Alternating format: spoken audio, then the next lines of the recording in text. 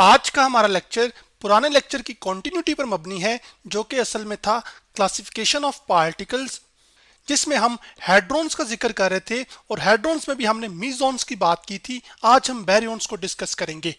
तो हमने ये देखा था कि हमने जो पार्टिकल्स हैं उनको दो कैटेगरीज में डिवाइड किया था। एक कहलाते हैं लेप्टॉन्स, जो कि असल में फंडामेंटल पार्टिकल्स होते हैं, जबकि दूसरे जो पार्टिकल्स हैं वो हैड्रॉन्स हैं, जो कि असल में क्वार्क से मिलकर बने होते हैं। जबकि जो लेप्टॉन्स होते हैं ये किसी और पार्टिकल से मिलकर नहीं बने होते। उसकी मिसाल इलेक्ट्रॉन, म्यूऑन है। फिर हैड्रॉन्स आपके पास आगे फर्दर डिवाइड होते हैं मीजॉन्स और बैरियॉन्स में, जिसमें मीजॉन्स को हमने डिस्कस कर लिया था कि एक क्वार्क और एक एंटी क्वार्क से मिलकर मीजॉन्स बनते हैं, जैसे कि पायॉन्स या फिर कायॉन्स। आज हमने बैरियॉन्स का जिक्र करना है और बैरियॉन्स आपके पास ऐसे पार्टिकल्स हैं जो कि तीन क्वार्क से मिलकर बने हों। जैसे कि आपके पास जो प्रोटॉन और न्यूट्रॉन हैं वो असल में तीन क्वार्क से मिलकर बने होते हैं, इस वजह से हम इनको बैरियॉन्स कहते हैं। अब बाकी जो डिटेल्स है बैरियॉन्स से रिलेटेड वो अब हम डिस्कस करते हैं। अब बैरियॉन्स जो कि तीन क्वार्क से मिलकर बने होते हैं, और एक्चुअली क्वार्क्स हमारे पास 6 हैं, जिसमें एक अप क्वार्क, एक डाउन क्वार्क, एक टॉप क्वार्क, एक बॉटम, एक स्ट्रेंज और एक चार्म क्वार्क है। तो एक प्रोटॉन जो है आपके पास एक्चुअली दो अप क्वार्क और एक डाउन क्वार्क से मिलकर बना हुआ है, जबकि जो न्यूट्रॉन है आपके पास वो एक्चुअली एक अप और दो डाउन क्वार्क से मिलकर बना हुआ है। जैसे कि आप इस पिक्चर में देख सकते हैं कि जो न्यूट्रॉन है इसकी कंपोजिशन क्या है कि एक अप और दो डाउन क्वार्क। डाउन क्वार्क के लिए हम डी का सिंबल इस्तेमाल करते हैं, जबकि जो अप क्वार्क है उसके लिए हम यू का सिंबल इस्तेमाल करते हैं। अब चूंकि बैरियॉन्स जो हैं वो असल में पार्टिकल्स हैं, तो आपके पास जो प्रोटॉन और न्यूट्रॉन है इसके बारे में आपको ये पता है कि जो प्रोटॉन है इस पे पॉजिटिव चार्ज होता है, जबकि जो न्यूट्रॉन है इस पे कोई चार्ज नहीं होता। अब प्रोटॉन पे चार्ज पॉजिटिव क्यों होता है और न्यूट्रॉन पे कोई चार्ज क्यों नहीं होता, उसकी वजह असल में इनकी क्वार्क्स की कंपोजिशन है, जिससे ये मिलके बने हुए हैं। और ये चीज हमने बिल्डिंग ब्लॉक्स ऑफ मैटर उसमें स्पेसिफिकली जब हम क्वार्क्स का जिक्र कर रहे थे तो उस लेक्चर में हमने ये देखा था कि जो न्यूट्रॉन है वो एक अप और दो डाउन क्वार्क से मिलकर बना हुआ है। तो अप क्वार्क का जो चार्ज होता है वो 2/3 ई होता है, जबकि एक डाउन क्वार्क का जो चार्ज होता है वो एक्चुअली -1/3 ई होता है, जो कि इलेक्ट्रॉन का चार्ज है साथ। तो हमने तीनों की यहाँ पर वैल्यूज पुट की और देखा था कि जो नेट चार्ज आ रहा था न्यूट्रॉन पे वो कितना आ रहा था, वो 0 आ रहा था। जबकि प्रोटॉन के सिनेरियो पे भी हमने कैलकुलेशन की थी और उसमें आपके पास एक पॉजिटिव इलेक्ट्रॉन जितना चार्ज एक प्रोटॉन पर आ रहा था। अब जैसे हर एक पार्टिकल का हमने देखा था, जबकि आपके पास जैसे इलेक्ट्रॉन है उसका जो एंटी पार्टिकल है वो एक पॉजिट्रॉन होता है, और एंटी पार्टिकल की खास बात क्या होती है कि इसका चार्ज ऑपोजिट होता है एक्चुअल पार्टिकल से। जैसे इलेक्ट्रॉन का नेगेटिव होता है और पॉजिट्रॉन का पॉजिटिव, तो इसी तरह जो बैरियॉन्स हैं उसमें आपके पास जो प्रोटॉन और न्यूट्रॉन हैं इनके भी एंटी पार्टिकल्स हैं। तो जो एंटी पार्टिकल ऑफ प्रोटॉन है वो असल में एंटी प्रोटॉन है, जबकि जो एंटी पार्टिकल ऑफ न्यूट्रॉन है वो एक्चुअली एंटी न्यूट्रॉन है। अब अगर हम एंटी प्रोटॉन की कंपोजिशन की बात करें, यानी कि जिस चीज से मिलकर बना हुआ है, वो असल में दो आपके पास एंटी अप क्वार्क्स और एक एंटी डाउन क्वार्क। ये जो यू के ऊपर लाइन लगी हुई है ये असल में अप एंटी क्वार्क है। इसी तरह ये जो डी ऊपर लाइन लगी हुई है ये असल में निशानी है डाउन एंटी क्वार्क की। जब किसी तरह जो यू बाहर है इसको भी मैं लेबल कर देता हूं सिर्फ कि ये क्या है, आपके पास अप एंटी क्वार्क। अब इसी तरह अब अगर आप गौर करें तो प्रोटॉन और जो न्यूट्रॉन है, सॉरी पहले प्रोटॉन्स की बात कर लेते हैं। तो जो प्रोटॉन था वो क्या था, दो अप और एक डाउन से मिलकर बना हुआ था। तो जो एंटी पार्टिकल ऑफ प्रोटॉन है, जो कि एंटी प्रोटॉन है, वो दो अप एंटी क्वार्क से और एक डाउन एंटी क्वार्क से मिलकर बना हुआ है। यानी कि जो प्रोटॉन के क्वार्क्स हैं उनके जो एंटी क्वार्क्स हैं उससे मिलके एंटी प्रोटॉन बना हुआ है। इसी तरह जो आपके पास एंटी पार्टिकल ऑफ न्यूट्रॉन है वो एंटी न्यूट्रॉन है। तो जो एंटी न्यूट्रॉन है वो आपके पास एक अप एंटी क्वार्क से, जबकि दो डाउन एंटी क्वार्क से मिलके बना हुआ है। तो यहां पर आपके पास लेबल भी कर दिया है मैंने। और अगर आप गौर करें तो न्यूट्रॉन क्या था, वो एक अप और दो डाउन क्वार्क से मिलके बना हुआ है, जबकि जो आपके पास एंटी न्यूट्रॉन है वो एक एंटी अप या अप एंटी क्वार्क से और दो डाउन एंटी क्वार्क से मिलकर बना हुआ है।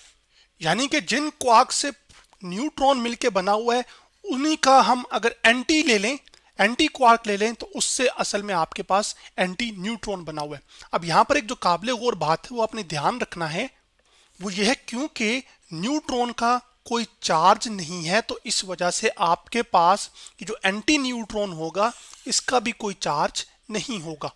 सिर्फ कंपोजिशन में अब फर्क आया है, चार्ज दोनों का क्या है वो सेम है। ये बात जहन नशी रखनी है। जबकि जो प्रोटॉन होता है उसका जो चार्ज है वो पॉजिटिव है, तो जो एंटी प्रोटॉन है एक्चुअली इसका चार्ज नेगेटिव होगा। तो ये बात मैंने यहां पर आपके लिए लिख भी दी है कि anti proton has negative charge. अब यहां पर ना अब आपके जहन में ये सवाल तो आ सकता है कि जो प्रोटॉन का है एंटी पार्टिकल वो इलेक्ट्रॉन भी तो हो सकता है, क्योंकि एंटी पार्टिकल्स का जो चार्ज होता है वो ऑपोजिट होता है। तो यही सवाल मैं आपके सामने रख रहा हूं कि can electron be anti particle of proton. तो इसका जवाब है नहीं। क्यों नहीं?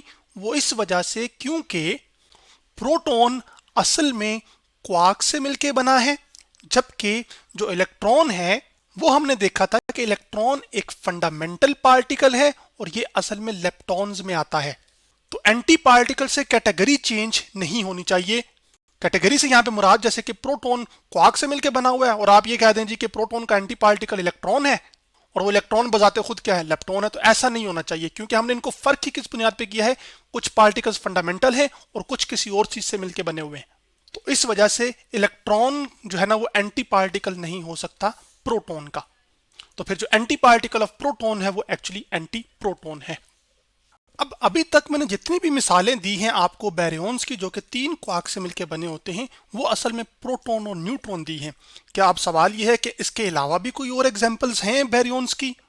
तो इस बात का जवाब है जी हाँ। तो आपके पास जो और बैरियॉन्स हैं वो असल में आपके पास लैम्डा बैरियॉन्स हैं, ओमेगा बैरियॉन्स हैं, सिग्मा बैरियॉन्स हैं और डेल्टा बैरियॉन्स हैं।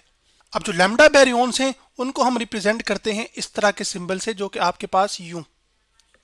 और ये जो लैम्डा बैरियॉन्स हैं आपके पास ये एक अप क्वार्क से, एक डाउन क्वार्क से और एक स्ट्रेंज क्वार्क से मिलकर बनेंगे। तो एस जो है वो असल में स्ट्रेंज क्वार्क है यहां पर। अब जो ओमेगा बैरियॉन्स हैं, असल में ओमेगा बैरियॉन्स को हम रिप्रेजेंट करते हैं इस सिंबल के साथ जो कि मैं यहां पे ड्रॉ कर रहा हूं। तो ये जो ओमेगा बैरियॉन्स हैं ये आपके पास ट्रिपल स्ट्रेंज क्वार्क से, यानी कि 3 स्ट्रेंज क्वार्क जब मिलते हैं तो वो ओमेगा बैरियॉन्स बनाते हैं। जबकि जो सिग्मा बैरियॉन्स हैं उनको असल में हम रिप्रेजेंट करते हैं, सिग्मा जो है ना सिंबल नहीं होता, ये जो सम वाला होता है इसी के साथ। अब ये प्लस भी हो सकते हैं, ठीक है, सिग्मा प्लस भी हो सकता है, माइनस भी हो सकता है और ऊपर 0 भी हो सकता है। तो तीनों पॉसिबिलिटीज इसकी हैं। तो चलें इसको मैं यहां पर नीचे लिख भी देता हूं कि आपके पास जो सिग्मा बैरियॉन्स हैं वो क्या होंगे, सिग्मा पॉजिटिव हो सकता है, सिग्मा नेगेटिव हो सकता है और न्यूट्रल सिग्मा हो सकता है। अभी जो सिग्मा पॉजिटिव है आपके पास, इसको हम लिखेंगे इस तरह से, रिप्रेजेंट कैसे करेंगे, सिग्मा डालेंगे और ऊपर क्या डाल देंगे, साइन प्लस का। तो ये जो सिग्मा पॉजिटिव होते हैं बैरियॉन्स, ये असल में आपके पास 3 अप क्वार्क से मिलकर बनते हैं, यानी कि 3 यू आ जाएंगे यहां पर। ये 3 अप क्वार्क की निशानी है। जबकि जो सिग्मा आपके पास न्यूट्रल सिग्मा है जो कि असल में रिप्रेजेंट होगा आपके पास इस सिंबल से सिग्मा और ऊपर क्या आ जाएगा 0। तो इसकी खास बात ये होगी कि ये आपके पास 2 अप और एक डाउन से मिलकर बना होता है, यानी कि 2 अप क्वार्क और एक डाउन क्वार्क। इसी तरह जो आपके पास ये जो सिग्मा नेगेटिव है एक्सल में, ये इसको मैं सिग्मा और ऊपर क्या आ जाएगा यहां पर नेगेटिव, ये एक्चुअली आपके पास एक अप और 2 डाउन क्वार्क से मिलके बने होते हैं। सॉरी, इनका जो कंपोजिशन है वो मुझसे लिखने में गलती हुई है, वो मैं करेक्ट कर देता हूं। जो सिग्मा पॉजिटिव है ये असल में 2 अप क्वार्क और एक असल में स्ट्रेंज क्वार्क से मिलके बना है। तो 2 अप और एक एस जो कि स्ट्रेंज क्वार्क है। जबकि जो आपके पास न्यूट्रल सिग्मा है ये आपके पास एक अप और उसके साथ साथ एक डाउन क्वार्क और साथ एक आपके पास स्ट्रेंज क्वार्क। जबकि जो सिग्मा नेगेटिव है ये आपके पास 2 डाउन क्वार्क और एक आपके पास स्ट्रेंज क्वार्क से मिलके बना है। तो ये अब मैंने करेक्ट करके आपके सामने लिख दिए हैं। इसी तरह आपके पास डेल्टा बैरियॉन्स होते हैं। तो वो जो डेल्टा बैरियॉन्स हैं उसमें आपके पास एक डेल्टा पॉजिटिव बैरियॉन होता है जो कि एक्चुअली 2 अप और एक डाउन क्वार्क से मिलकर बना, डबल यू आ जाएगा और साथ क्या आ जाएगा डी।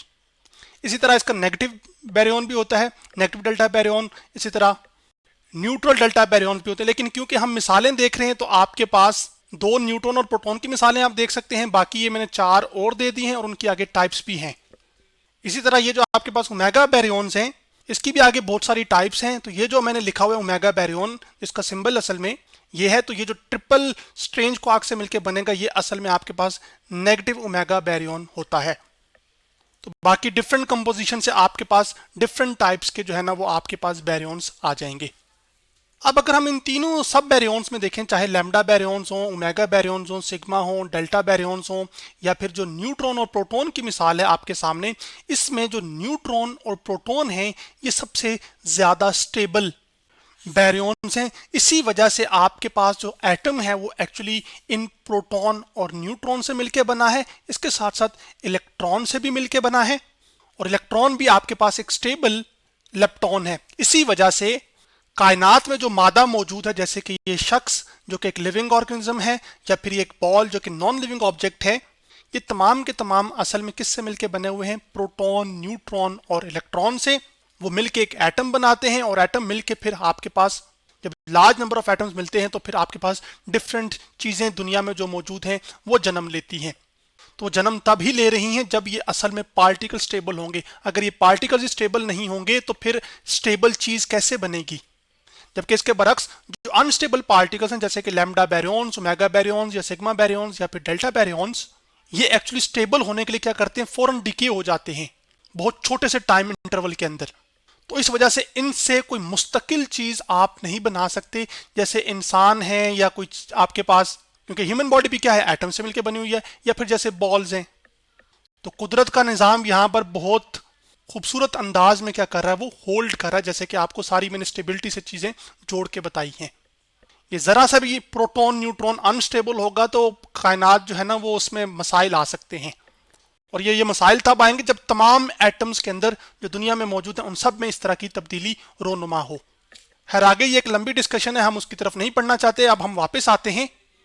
अब ये जो बैरियंस हैं आपके पास, चूंकि ये क्वार्क से मिलके बने हैं, तो अब चूंकि हम पुराने लेक्चर्स में ये जानकर आए थे कि जो क्वार्क्स हैं उनका भी कुछ ना कुछ मैस है, और जिसमें आपके पास जो अप क्वार्क है वो सबसे हल्का है, जबकि जो टॉप क्वार्क है वो सबसे हैवीएस्ट है। तो अब चूंकि न्यूट्रॉन, प्रोटॉन और आपके पास बाकी जो बैरियंस मैंने सारे बताए, ये भी असल में किससे मिलके बने हैं? क्वार्क से। तो इसका मतलब है कि इन तमाम पार्टिकल्स का भी कुछ ना कुछ मैस होगा।